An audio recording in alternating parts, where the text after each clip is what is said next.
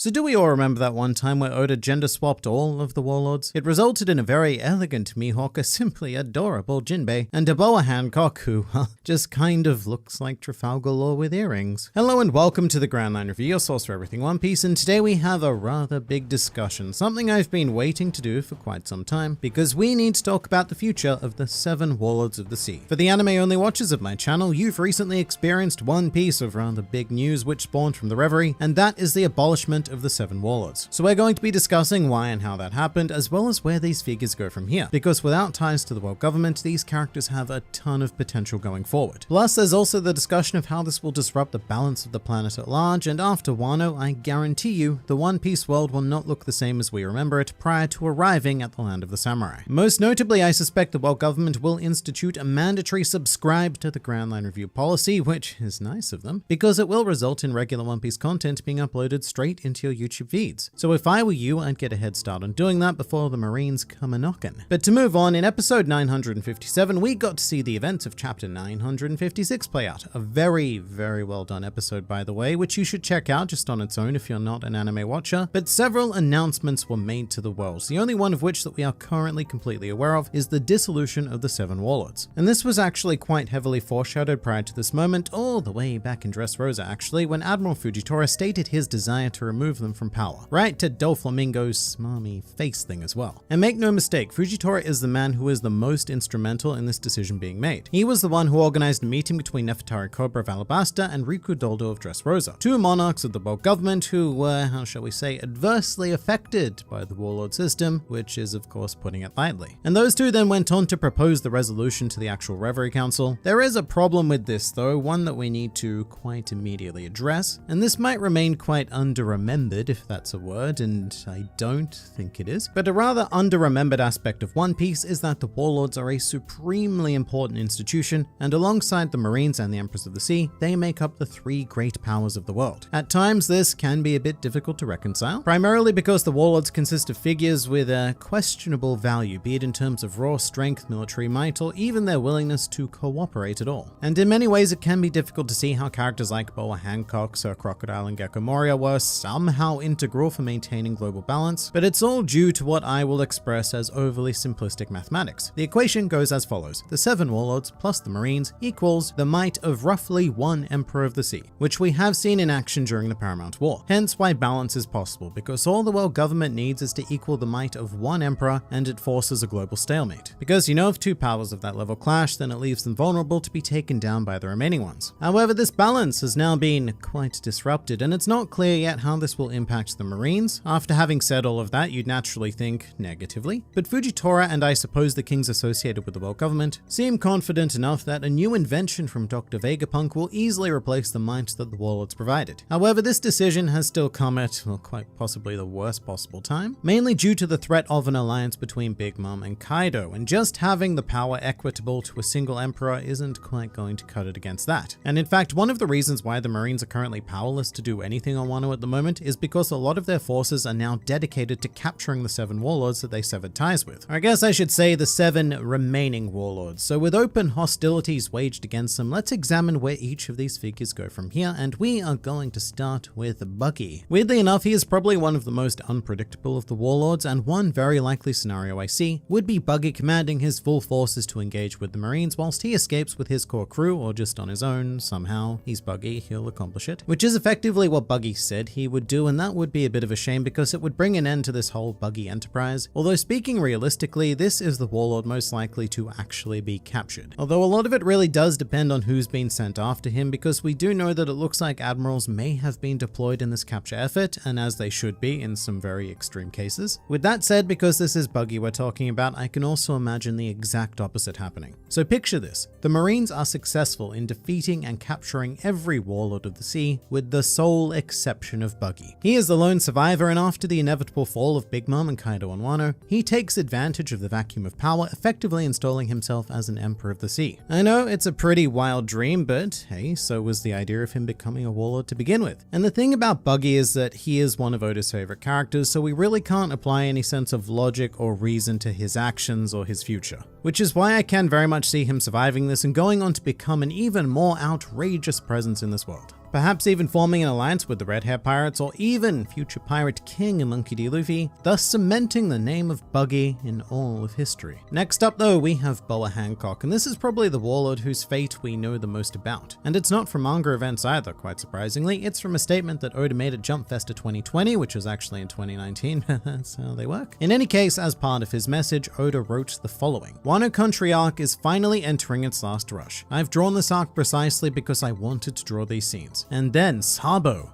Vivi, Hancock. Ah, yes. Which, admittedly, having read it out loud does sound kind of orgasmic. But while this is very much open to interpretation, the fact that Boa Hancock's name has been placed in the same group as Sabo and Vivi, well, it doesn't exactly inspire confidence, does it? Something very, very bad has happened to either Sabo or Vivi or both, and this could be Oda signaling that Hancock is in a very similar state of trouble right now. And in this regard, we do know that Kobe was sent to participate in the attack on Amazon Lily, although it is unknown who commanded him and the rest of his forces, but realistically, look, I don't think things are looking too good for Hancock. And seeing her becoming captured is a very reasonable idea. On the other hand, if she and or the rest of the Kuja tribe escape, then the obvious solution is to join forces with either the Straw Hats directly or even the Straw Hat Grand Fleet. So at the very least, Hancock has two very clear paths forward, one significantly darker than the other though. Now let's talk about someone no one seems to care about.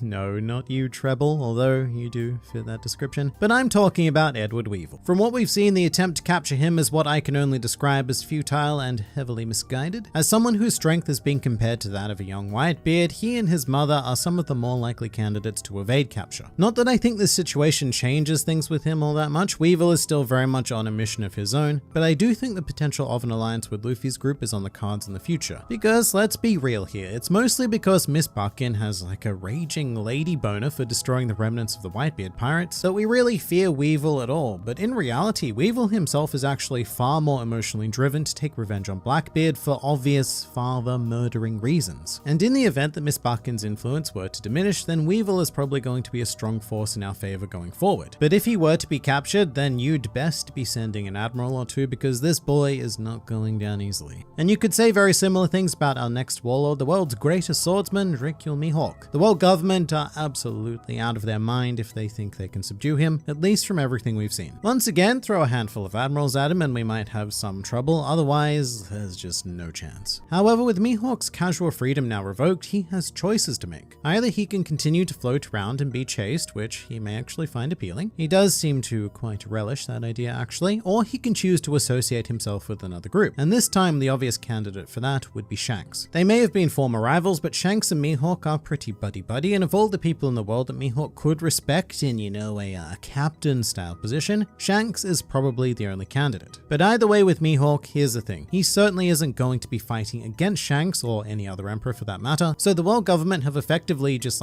poked the dog here, just inviting Mihawk to wreak havoc on them, in addition to some unfortunate lone pirates. And that's one of the very confusing things at this stage. Right now it looks as if the world government have really just shot themselves in the foot and made unnecessary enemies. Even with Vegapunk's new weapon, you don't necessarily need to discard the warlords, and making an enemy of Mihawk in particular seems very, very unwise. At the same time though, quite probably the best demonstration of why this may have been a good decision would be to catch up with the world post Wano and hear of Mihawk's defeat or capture specifically thanks to Vegapunk's weapon. That would probably be the ultimate justification because apart from maybe Weevil, Mihawk is very much the ultimate warlord. And weirdly enough, at this point we've only explored 4 characters: Buggy, Hancock, Weevil, and Mihawk. But when you think about it, those were the only active warlords. A mere 4 out of the intended 7, which does bring into question whether or not they were actually serving their purpose of balance to begin with, especially when we consider that our final technical warlord at this stage was Bartholomew Kuma, or at least what remained of Bartholomew Kuma, because he's currently being used as a rental vehicle by the world nobles, so the only balance he's maintaining is that of keeping the world nobles steady and off the ground. So when you think about it, the warlords were basically operating at half of their intended power anyway. It was a complete shamble of a system, especially with the quick-fire betrayal of Trafalgar Law, followed by the defeat of Doflamingo the very next day. In addition to that, warlord betrayal betrayals were nothing really new to this system due to the actions of Blackbeard during the Paramount War, although having said that, what remained of them was still enough to effectively combat the Whitebeard pirates, so